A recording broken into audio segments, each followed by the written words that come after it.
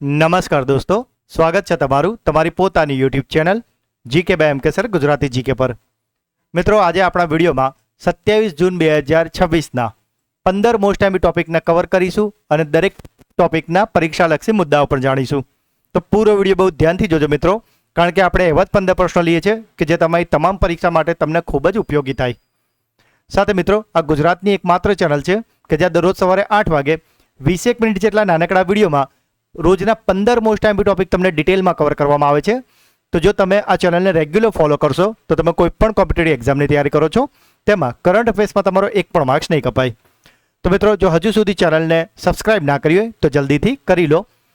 તો ચલો video start કરીએ. વિશ્વ સૂક્ષ્મ લઘુ અને મધ્યમ ઉદ્યોગ એટલે કે MSME દિવસ દર વર્ષે ક્યારે ઉજવવામાં આવે છે? તો મિત્રો, આજે MSME દિવસ છે તે ઉજવવામાં આવે છે 27 જૂનના રોજ. વિશ્વ MSME દિવસ દર વર્ષે 27 જૂનના રોજ વૈશ્વિક અર્થવ્યવસ્થામાં સૂક્ષ્મ લઘુ અને મધ્યમ ઉદ્યોગના મહત્વપૂર્ણ યોગદાનને સન્માન આપવા માટે ઉજવવામાં આવે છે. મિત્રો, જો વાત કરીએ 2026ની થીમની, કારણ કે થીમ ઘણીવાર પરીક્ષામાં પૂછાતી હોય છે, તો 2026ની થીમ રખાઈ છે કૃત્રિમ બુદ્ધિમત્તા સંચાલિત ભવિષ્યમાં માનવ કેન્દ્રિત ઉદ્યોગ સાહસિકતા છે, કે જે ટેકનોલોજી અને માનવીય કૌશલ્ય વચ્ચેના સંતુલન પર ભાર મૂકે છે. આ દિવસની સ્થાપના સંયુક્ત રાષ્ટ્ર મહાસભા દ્વારા એપ્રિલ 2017માં એક ઠરાવ પસાર કરીને કરવામાં આવી હતી. ભારતમાં MSME ક્ષેત્રની વાત કરીએ તો તે અર્થવ્યવસ્થાની કરોડરજ્જુ તરીકે ઓળખાય છે, કારણ કે મિત્રો, જે આપણા દેશનું જે કુલ GDP છે તેના અંદાજે 30% અને રોજગારી સર્જનમાં નોંધપાત્ર યોગદાન પણ આ MSME આપે છે. ભારતમાં લઘુ ઉદ્યોગોનું નિયમન સૂક્ષ્મ લઘુ અને મધ્યમ ઉદ્યોગ વિકાસ અધિનિયમ 2006 હેઠળ કરવામાં આવે છે. અને સાથે મિત્રો, કેન્દ્રીય મંત્રાલય દ્વારા રેમ્પ યોજના, સ્ફૂર્તિ યોજના અને ઉદ્યમ પોર્ટલ જેવી ડિજિટલ પહેલો અમલમાં મૂકવામાં પણ આવી છે. આ ખૂબ જ મહત્વનો પ્રશ્ન છે મિત્રો. આપણે ધારીએ તો આન પર એક આખો અલગથી વિડીયો બની જતો હતો, પણ મેં ખૂબ જ શોર્ટ એન્ડ સ્વીટમાં તમારું બધું જ આમાં કવર કરી લીધું છે, એટલે ધ્યાનથી આ પ્રશ્ન સમજજો. વર્ષ 2026માં રાષ્ટ્રપતિ દ્રૌપદી મુર્મુ દ્વારા કુલ કેટલા પદ્મ પુરસ્કારોને મંજૂરી આપવામાં આવી છે? તો મિત્રો, આજે કુલ પદ્મ પુરસ્કાર અપાયા છે તેની સંખ્યા છે 131. આ વર્ષે રાષ્ટ્રપતિ દ્રૌપદી મુર્મુએ કુલ 131 પદ્મ પુરસ્કારોને મંજૂરી આપી છે, અને તેનું વિતરણ રાષ્ટ્રપતિ ભવનમાં આયોજિત બે વિશેષ નાગરિક સન્માન સમારોહ કે જેમાંથી એક 25 મે અને બીજો 23 જૂન 2026 દરમિયાન કરવામાં આવ્યું હતું. મિત્રો, 131 પુરસ્કારોનું જો આપણે વિશ્લેષણ જોઈએ તો તેમાંથી 5 પદ્મ વિભૂષણ કે જે બીજો સર્વોચ્ચ નાગરિક સન્માન ગણાય છે, 13 છે એ પદ્મભૂષણ કે જે ત્રીજો સર્વોચ્ચ નાગરિક સન્માન છે, અને 113 પદ્મશ્રી છે કે જે ચોથો સર્વોચ્ચ નાગરિક સન્માનનો સમાવેશ થાય છે. અને મિત્રો, તમને જણાવી દઉં કે પ્રથમ નંબર પર આવે છે ભારત રત્ન. એટલે હવે તમને આ ક્લિયર થઈ ગયું હશે. પહેલા નંબર પર ભારત રત્ન, પછી પદ્મ વિભૂષણ, પછી પદ્મભૂષણ અને ચોથા નંબર પર આવે પદ્મશ્રી. તો ક્લિયર આટલે સુધી? ઓકે. આ વર્ષની પુરસ્કાર યાદીમાં 28 મહિલાઓનો સમાવેશ કરવામાં આવ્યો છે. ઉપરાંત વિદેશી, NRI, PIO, OCI વગેરે શ્રેણીના 2 વ્યક્તિઓ અને મરણો ઉપરાંત 9 વિજેતાઓને પણ સન્માનિત કરવામાં આવ્યા છે. આ પુરસ્કારની જાહેરાત દર વર્ષે પ્રજાસત્તાક દિવસ એટલે કે 26મી જાન્યુઆરીની પૂર્વ સંધ્યાએ કરવામાં આવે છે. મિત્રો, આજે 5 પદ્મ વિભૂષણ અને જે 13 પદ્મભૂષણ જેમને મળ્યા છે તેમના પર એક નજર નાખી લઈએ. તો 5 પદ્મ વિભૂષણ મેળવનાર મહાનુભાવો છે તે એક છે ધર્મેન્દ્રસિંહ દેઓલ, કે જેમને મરણો ઉપરાંત આ પુરસ્કાર અપાયો છે, અને તેમને મહારાષ્ટ્રના છે અને તેમને કલા ક્ષેત્રે અપાયો છે. મિત્રો, આ ધર્મેન્દ્રસિંહ દેઓલ એટલે બોલિવૂડના અભિનેતા ધર્મેન્દ્રની વાત થઈ રહી છે, અને મરણો ઉપરાંત આ તેમને પુરસ્કાર મળેલો છે માટે તેમના પત્ની અને બોલિવૂડ અભિનેત્રી હેમા માલિનીએ આ એમનો એવોર્ડ રિસીવ કર્યો હતો, જે તમે ઇમેજમાં જોઈ રહ્યા છો. જો બાકીના 4 વ્યક્તિની વાત કરીએ તો એક છે કેરળના KT થોમસ કે જેમને જાહેર બાબતો માટે, બીજા છે ઉત્તર પ્રદેશના શ્રીમતી N રાજમ જેમને કલા ક્ષેત્રમાં, P નારાયણને કે જેઓ કેરળના છે તેમને સાહિત્ય અને શિક્ષણમાં, અને VS અચ્યુતાનંદ કે જેમને મરણો ઉપરાંત મળ્યો છે અને તેઓ કેરળના છે અને જાહેર બાબતો માટે તેમને અપાયો છે. મિત્રો, એવું લાગે તો આનો સ્ક્રીનશોટ લઈ લેજો, એટલે આ 5 પદ્મ વિભૂષણમાંથી ગમે તે પ્રશ્ન પૂછાય તો પણ તમારો માર્ક્સ ન કપાય. હવે જો વાત કરીએ 13 પદ્મભૂષણોની, તો મિત્રો તેમાં પ્રથમ સૌથી ફેમસ નામ છે અલકા યાજ્ઞિક, કે જેઓ બોલિવૂડની પ્રખ્યાત સિંગર છે અને માટે તેઓ મહારાષ્ટ્રના અને કલા ક્ષેત્રમાં તેમને અપાયો છે પદ્મભૂષણ. બીજા છે ઉત્તરાખંડના ભગતસિંહ કોશિયારી કે જેમને જાહેર બાબતો માટે. ત્રીજા છે તમિલનાડુના કલપટ્ટી રામસ્વામી પલાનીસ્વામી જેમને ચિકિત્સા માટે. ચોથા છે કેરળના મમૂટી. મિત્રો આ મમૂટી એ સાઉથના ખૂબ જ પ્રખ્યાત એક્ટર છે. આ રહ્યા જો તમે ઇમેજમાં જોઈ રહ્યા છો, આમના તમે ઘણા બધા સાઉથના મૂવી જોયા હશે. તો આ મમૂટી છે, તેમની વાત થઈ રહી છે અને તેમને કલા ક્ષેત્રમાં અપાયો છે. પછી છે અમેરિકાના નોરી દત્તાત્રેયડુ જેમને ચિકિત્સા માટે. પછી છે મહારાષ્ટ્રના પિયુષ પાંડે જેમને મરણોપરાંત અપાયો છે કલા માટે. તમિલનાડુના SKM મૈલાનંદન જેમને સમાજ સેવા માટે. કર્ણાટકના સતાવધાની આર ગણેશ જેમને કલા માટે.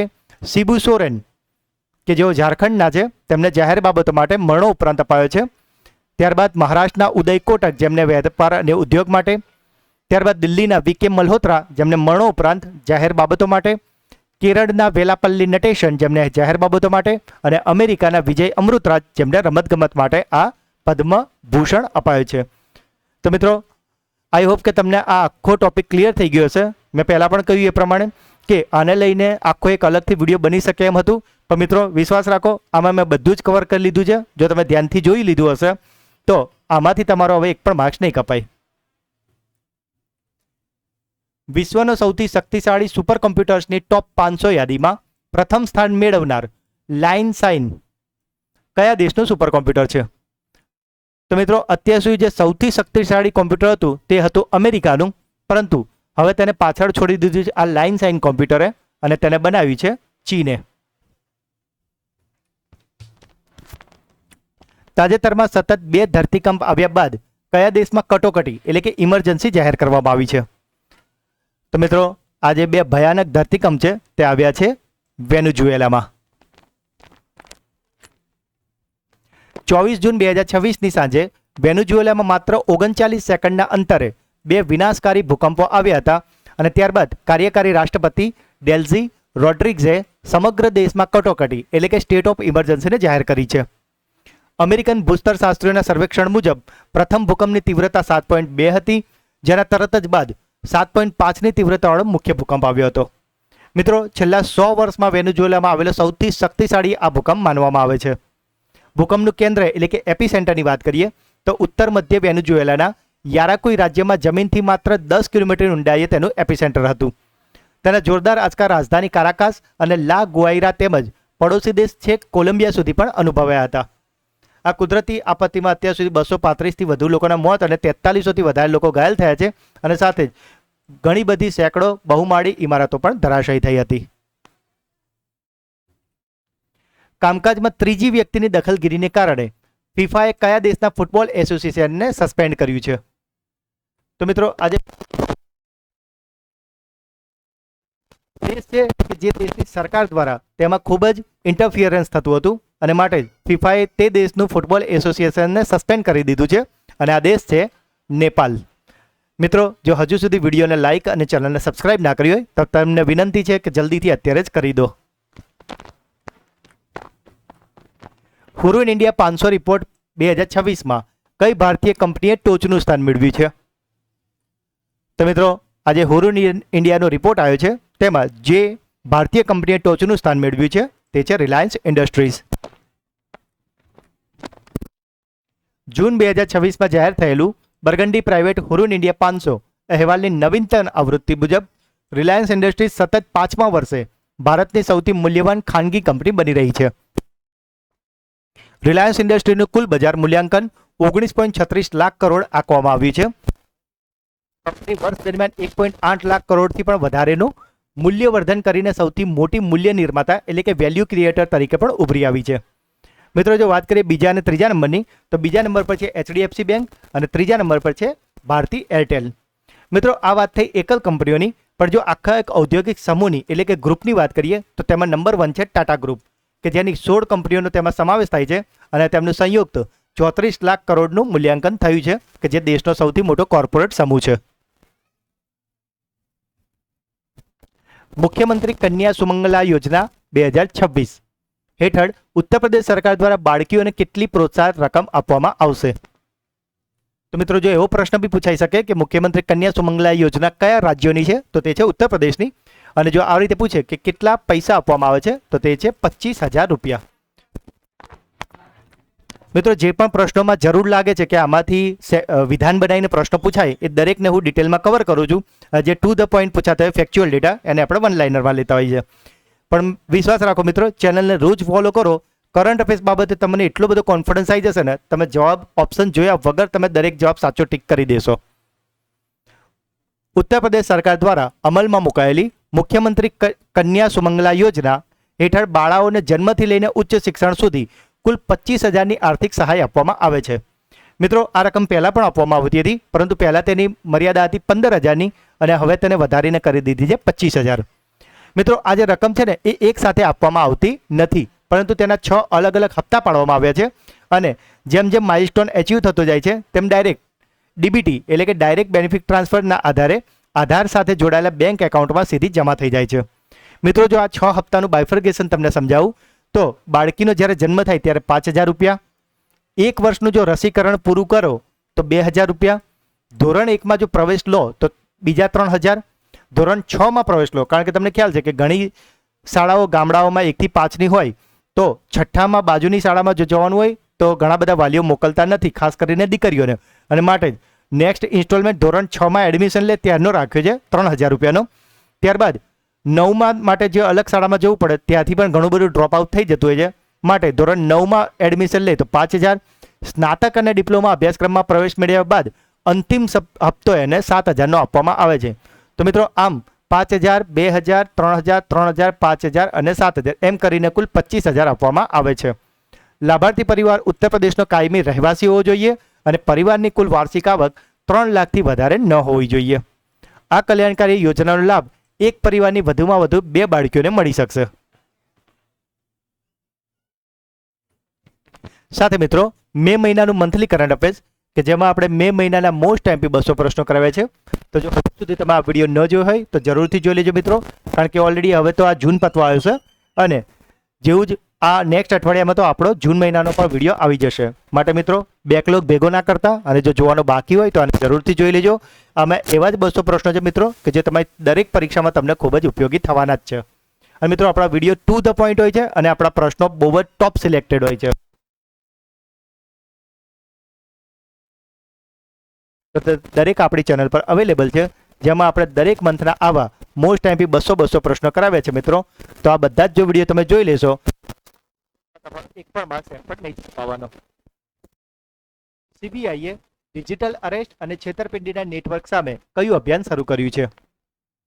તો મિત્રો તમને ખ્યાલ જ છે કે અત્યારે ડિજિટલ અરેસ્ટના કિસ્સા બહુ જ વધી રહ્યા છે અને માટે સીબીઆઈએ આની અગેન્સ્ટ એક અભિયાન શરૂ કર્યું છે અને તેનું નામ રખાયું છે ઓપરેશન ચક્ર 6. 2026 એશિયન આર્ટિસ્ટિક જિમ્નાસ્ટિક ચેમ્પિયનશિપમાં ભારત માટે પ્રથમ ગોલ્ડ મેડલ કોણે જીત્યો છે? તો મિત્રો આજે એશિયન આર્ટિસ્ટિક જિમ્નાસ્ટિક છે તેમાં પ્રથમ ગોલ્ડ મેડલ ભારત માટે જીત્યો છે હર્ષિત દામોદરને. મિત્રો જો હજુ સુધી વિડીયોને લાઇક અને ચેનલને સબસ્ક્રાઇબ ના કરી હોય તો પ્લીઝ જલ્દીથી કરી લો. વડાપ્રધાન નરેન્દ્ર મોદીએ ઇન્ટરનેશનલ સ્પોર્ટ્સ સ્ટેડિયમનું ઉદ્ઘાટન ક્યાં કર્યું છે? તો મિત્રો આજે ઇન્ટરનેશનલ સ્પોર્ટ્સ સ્ટેડિયમ છે તેનું ઉદ્ઘાટન કરાયું છે ઓડિશા ખાતે. એન્ટરપ્રાઇઝ એઆઈ અપનાવનારું ભારતનું પ્રથમ મોટું બંદર કયું બન્યું છે? તો મિત્રો આજે ભારતનું મોટું બંદર છે કે જેને એન્ટરપ્રાઇઝ એઆઈ અપનાવ્યું છે તે બન્યું છે વીઓ ચિદમ્બરનાર પોર્ટ. ભારતનું પ્રથમ ન્યુક્લિયર એન્જિનિયરિંગ ડિઝાઇન સેન્ટર જેનું નામ છે કોડન એ ક્યાં સ્થાપિત કરવામાં આવશે? તો મિત્રો આજે કોડન છે કે જે ભારતનું પ્રથમ ન્યુક્લિયર એન્જિનિયરિંગ ડિઝાઇન સેન્ટર છે તેને સ્થાપિત કરવામાં આવવાનો છે તેલંગાણાના હૈદરાબાદમાં. પૂર્વોત્તરના સૌથી મોટા ઓર્ગેનિક મસાલા પ્રોસેસિંગ પ્લાન્ટનું ઉદ્ઘાટન કયા રાજ્યમાં કરવામાં આવ્યું છે? તો આજે સૌથી મોટો ઓર્ગેનિક મસાલા પ્રોસેસિંગ પ્લાન્ટ છે એટલે કે નોર્થ ઇસ્ટનું છે મિત્રો અને તે જ બનાવ્યું છે મેઘાલયમાં. સાથે મિત્રો દર 10 વર્ષે થતી મહત્વની વહીવટી પ્રક્રિયા એટલે કે વસ્તી ગણતરી અને જે હાલમાં 2 તબક્કામાં ચાલી રહી છે મિત્રો. તો આવનારી તમામ પરીક્ષામાં વસ્તી ગણતરીમાંથી 2-3 પ્રશ્નો 100% આવવાના જ છે અને માટે જ આ વસ્તી ગણતરીના મોસ્ટ એમપી 50 પ્રશ્નોનો વિડીયો આપણી ચેનલ પર અવેલેબલ છે. તો મિત્રો આ 20 મિનિટનો નાનકડો વિડીયો તમે જોઈ લેશો એટલે વસ્તી ગણતરીમાંથી તો તમારો એક પણ માર્ક્સ નહીં કપાય. અને તે સિવાય પણ આ વિડીયો જોયા બાદ તમને વસ્તી ગણતરી લઈને ઘણું બધું નવું જાણવા પણ મળવાનું છે. તો મિત્રો આની લિંક તમને આ જ વિડીયોના ડિસ્ક્રિપ્શનમાં આપી દીધેલી છે, તો જરૂરથી જોઈ લેજો. વડાપ્રધાન મોદીએ સ્વદેશી રીતે નિર્મિત નૌકાદળના 3 જહાજોનું અનાવરણ ક્યાં કર્યું છે? તો મિત્રો આજે ટોટલી ભારતમાં બનેલા નૌકાદળના 3 જહાજ છે અને તેમનું નામ પણ તમને જણાવી દઉં. દુનાગીરી, સંશોધક અને અગ્રહ. તો આ 3 જે જહાજો છે તેનું અનાવરણ મોદીજી દ્વારા કરવામાં આવ્યું છે પશ્ચિમ બંગાળના કલકત્તા ખાતે. શ્રી અંબાબાઈ મંદિર વિકાસ પરિયોજના કયા રાજ્યમાં શરૂ કરવામાં આવી છે? તો મિત્રો આજે શ્રી અંબાબાઈ મંદિર વિકાસ પરિયોજના છે તેને શરૂ કરવામાં આવી છે મહારાષ્ટ્રમાં. અને મિત્રો આનું અનાવરણ કરવામાં આવ્યું હતું આપણા કેન્દ્રીય ગૃહમંત્રી અમિત શાહ દ્વારા. તો મિત્રો આ હતા આજના 15 પ્રશ્નો. આઈ હોપ કે તમને ઘણું બધું નવું જાણવા મળ્યું હશે અને પરીક્ષામાં તો આ બધું તમને કામ આવવાનું જ છે. તો મિત્રો હવે સમય છે તમારા સુપર ફાસ્ટ ફ્લેશ રિવિઝનનો, કે જેમાં ગઈકાલના જે 15 પ્રશ્નો છે તેનું ફટાફટથી ફ્લેશ રિવિઝન કરી લઈએ.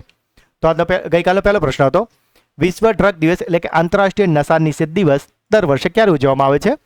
તો મિત્રો આ દિવસ ઉજવવામાં આવે છે 26 જૂનના રોજ. તો મિત્રો અહીંયાથી તમારા માટે ક્લાસરૂમ ક્વેશ્ચન છે કે ગઈકાલે જ્યારે આ પ્રશ્ન આપણે તમને ડિટેલમાં ચલાવ્યો હતો ત્યારે તમને જણાવ્યું હતું કે આ દિવસની ઉજવણીના ભાગરૂપે નશામુક્ત ભારત સપ્તાહ ભારત ઉજવે છે. તો એ નશામુક્ત ભારત સપ્તાહ ભારતે કઈ તારીખથી કઈ તારીખ દરમિયાન ઉજવ્યો છે 2026માં તે તારીખો તમારે મને કોમેન્ટમાં જણાવવાની છે. ગઈકાલના વિડીયોમાં આ બધા જવાબ તમને મળી ગયા હશે. જેણે જોયો હશે તેને આવડતા હશે. હજુ જોવાનું બાકી હોય તો જોઈ લેજો. પ્રથમ સિંધુ કુંભ ક્યાં આયોજિત કરવામાં આવી રહ્યો છે? તો આયોજિત થવાનું છે લેહ લદ્દાખમાં. ફાધર ઓફ સર્જરી ગણાતા મહર્ષિ સુશ્રુતની 90 કિલોગ્રામની કાંસાની પ્રતિમાનું અનાવરણ ક્યાં કરવામાં આવ્યું છે? તો અનાવરણ કરાયું છે સ્કોટલેન્ડમાં. જાપાનના મોતેગી રેસ ટ્રેક પર રેસ જીતનાર પ્રથમ ભારતીય મોટરસાયકલ રેસર કોણ બન્યા છે? તો આ રેસને જીતી લીધી ચિરંત વિશ્વનાથે. QS world future skill index 2027માં ભારતે કયું સ્થાન મેળવ્યું છે? તો ભારતે મેળવ્યું છે 13મું સ્થાન. તો મિત્રો અહીંયાથી તમારા માટે બીજો ક્લાસરૂમ ક્વેશ્ચન છે કે ભારતે તો 13મું સ્થાન મેળવ્યું છે, પણ ગઈકાલના વિડીયોમાં આપણે જ્યારે આ પ્રશ્ન સમજાયો હતો એમાં તમને ટોપ 3 દેશો જણાવે છે. તો તમારી ટોપ 3 દેશોનું નામ મને કોમેન્ટમાં જણાવવાનું છે. આ તમારો બીજો ક્લાસરૂમ ક્વેશ્ચન છે. ફિફા વર્લ્ડ કપની 6 અલગ અલગ આવૃત્તિમાં ગોલ કરનાર વિશ્વના પ્રથમ ખેલાડી કોણ બન્યા છે? તો આ પ્લેયર બની ગયા છે ક્રિસ્ટિયાનો રોનાલ્ડો. ભારતના ડિજિટલ પેમેન્ટ સિસ્ટમને સમજવા માટે મુંબઈની મુલાકાતે આવેલી રાણી મેક્સિમા કયા દેશની મહારાણી છે? તો રાણી મેક્સિમા છે નેધરલેન્ડની મહારાણી. બ્રિક્સ સ્પેસ એજન્સીઓના વડાઓની બેઠક ક્યાં યોજાઈ હતી? તો બેઠકનું આયોજન થયું છે બેંગલુરુમાં. યુકે સંસદના હાઉસ ઓફ લોર્ડ્સમાં ગ્લોબલ પ્રેસ્ટીજ એવોર્ડથી કોને સન્માનિત કરવામાં આવ્યા છે? તો આ સન્માન અપાયું છે હર્ષવર્ધનજીને, કે જે બિહાર ક્રિકેટ એસોસિએશનના અધ્યક્ષ છે. સરકારી હોસ્પિટલમાં નવજાત શિશુના જન્મ પર 1 ગ્રામ સોનાની વીંટી આપવા માટે કયા રાજ્યએ થાઈ મામન થંગા મોથીરા થિટ્ટમ પહેલ શરૂ કરી છે? તો મિત્રો આ પહેલ શરૂ કરી છે તમિલનાડુએ. તો મિત્રો અહીંયાથી તમારા માટે ત્રીજો ક્લાસરૂમ ક્વેશ્ચન છે કે આ યોજના હાલમાં લાગુ થઈ ગઈ છે મિત્રો, કારણ કે જે તમિલનાડુના જે વર્તમાન મુખ્યમંત્રી છે થલાપતિ વિજય એટલે કે સી જોસેફ વિજય, તેમનો જન્મદિવસ જ્યારે 22 તારીખે ગયો હતો ત્યારથી આ યોજના લાગુ થઈ ગઈ છે. પરંતુ આનું જે સત્તાવાર જાહેરાત છે ને એ તમિલનાડુના એક જૂના મુખ્યમંત્રી છે ઇસ પર કરવામાં આવવાની છે. તમારે મને તે તારીખ જણાવવાની છે કે આ યોજના ક્યારે સત્તાવાર રીતે જાહેર કરવાની છે. મિત્રો આ બધું જ આપણે ગઈકાલના વિડીયોમાં તમને સમજાયેલું છે. આ તમારો ત્રીજો ક્લાસ. ફૂટબોલ ખેલાડી લિયોનેલ મેસીની વિશ્વની સૌથી ઊંચી પ્રતિમાનું અનાવરણ ક્યાં કરવામાં આવ્યું? સોનાની ખાણમાં કમર્શિયલ કામગીરી ક્યાં શરૂ કરવામાં આવી છે? તો આ કામગીરી શરૂ થઈ છે આંધ્રપ્રદેશના કુર્નૂલ ખાતે. યુકેમાં ભારતના નવા રાજદૂત કોણ બન્યા છે? તો આ રાજદૂત બની ગયા છે પી કુમારન. 11મી બ્રિક્સ ઉર્જા મંત્રીઓની બેઠક ક્યાં આયોજિત કરવામાં આવશે? તો આનું આયોજન થવાનું છે હરિયાણાના ગુરુગ્રામમાં. અને ગઈકાલનો છેલ્લો પ્રશ્ન હતો IIT the story of India's most prestigious educational ecosystem. આ પુસ્તક કોણે લખ્યું છે? તો મિત્રો આ પુસ્તકને લખ્યું છે પ્રભાત કુમારે. તો મિત્રો આ હતા ગઈકાલના 15 પ્રશ્નો કે જેનું અત્યારે તો આપણે ખૂબ જ ફટાફટ રિવિઝન કરી લીધું છે, પણ ગઈકાલના વિડીયોમાં આપણે આ દરેક પ્રશ્ન ખૂબ જ ડિટેલમાં અને સારી રીતે તમને સમજાવ્યા છે. તો જો હજુ સુધી તમે તે વિડીયો ન જોયો હોય તો તેને જરૂરથી જોઈ લેજો. એ વિડીયોની લિંક તમને આપણા આ જ વિડીયોના ડિસ્ક્રિપ્શનમાં આપેલી છે મિત્રો. તો મિત્રો હવે સમય છે તમારી બ્રેન બુસ્ટર ટેસ્ટનો, જેમાં 3 પ્રશ્નો પૂછાશે જેના જવાબ તમારે કોમેન્ટમાં આપવાના છે. પરંતુ એ પહેલાં ગઈકાલના વિડીયોમાં જે મિત્રોએ જવાબ આપ્યા છે તેમાંથી રેન્ડમલી આપણે 3 મિત્રોના નામ પસંદગી કરીને એનાઉન્સ કરીએ છીએ. તે સમય આવી ગયો છે. તો ગઈકાલના વિડીયોમાંથી જે પસંદ થયા છે તે મિત્રોના નામ છે ડૉક્ટર બ્રિજેશ પટેલ, બેન પટેલ અને પ્રદીપ બારિયા. તો ત્રણેય મિત્રોને ખૂબ ખૂબ અભિનંદન કે જેઓ દરરોજ આપણી ચેનલ છે પ્રતિભાવ જરૂરથી કોમેન્ટમાં જણાવે છે. તો મિત્રો, જો તમે પણ ચેનલ પર નવા હોય તો પ્રશ્નો જવાબ જરૂરથી કોમેન્ટમાં આપજો. બની શકે કે આવતીકાલના વિડીયોમાં તમારું નામ પણ એનાઉન્સ થાય. મિત્રો, આજનો પહેલો સવાલ છે, વર્ષ 2026માં રાષ્ટ્રપતિ દ્રૌપદી મુર્મુ દ્વારા કુલ કેટલા પદ્મ પુરસ્કારોને મંજૂરી આપવામાં આવી છે? શ્રી અંબાબાઈ મંદિર વિકાસ પરિયોજના કયા રાજ્યમાં શરૂ કરવામાં આવી છે? અને મિત્રો, છેલ્લો પ્રશ્ન છે આજનો, કામકાજમાં ત્રીજી વ્યક્તિની દખલગીરીને કારણે ફિફાએ કયા દેશના ફૂટબોલ એસોસિએશનને સસ્પેન્ડ કર્યું છે? તો મિત્રો, ત્રણેય પ્રશ્નો જવાબ તમારે મને કોમેન્ટમાં જણાવવાના છે. અને સાથે જ જો તમે આપણી ચેનલના વિડીયોને દરરોજ ફોલો કરો છો તો તમે કોઈ પણ કોમ્પિટિટિવ એક્ઝામની તૈયારી કરો છો મિત્રો, તેમાં તમારો એક પણ માર્ક્સ નહીં કપાય. અને મિત્રો, પરીક્ષા હોય કે ના હોય, દરરોજ 20-25 મિનિટ આપણે આવા ક્વોલિટી વિડીયોને તો અવશ્ય આપવી જોઈએ મિત્રો, કારણ કે નોલેજથી બેસ્ટ કોઈ હથિયાર નથી. જો તમારું નોલેજ પાવરફુલ હશે, કરંટ અફેર્સ પાક્કું હશે મિત્રો, તો એ તમારી પર્સનાલિટી ડેવલપમેન્ટ અને ગ્રૂમિંગમાં પણ ફૂલ હેલ્પ થવાનું જ છે. તો મિત્રો, જો આજનો વિડીયો તમને ગમ્યો હોય તો ફટાફટ લાઇક કરી દો મિત્રો. આ વિડીયોનો ટાર્ગેટ રાખ્યો છે 200 લાઇકનો. જે પણ પ્રશ્ન પૂછવામાં આવે છે અને તમારો કોઈ ડાઉટ છે અને ખાસ વિડીયો તમને કેવો લાગ્યો એ કોમેન્ટમાં જરૂરથી જણાવજો મિત્રો, કારણ કે હું દરેક કોમેન્ટ વાંચું છું અને દરેક કોમેન્ટના રિપ્લાય હું જરૂરથી કરું છું. મિત્રો, આ જે વિડીયોની લિંક છે એને અત્યારે જ તમારા બધા જ વોટ્સઅપ અને ટેલિગ્રામ ગ્રુપમાં શેર કરીને ચેનલને સપોર્ટ જરૂરથી કરજો મિત્રો. અને જો હજુ સુધી ચેનલને સબસ્ક્રાઇબ ના કરી હોય તો પ્લીઝ જલ્દીથી કરી લેજો. તો મિત્રો, મળીએ છીએ એક નવા વિડીયોમાં. ત્યાં સુધી ભણતા રહો, આગળ વધતા રહો. જય હિન્દ, જય ભારત, જય જય ગરવી ગુજરાત.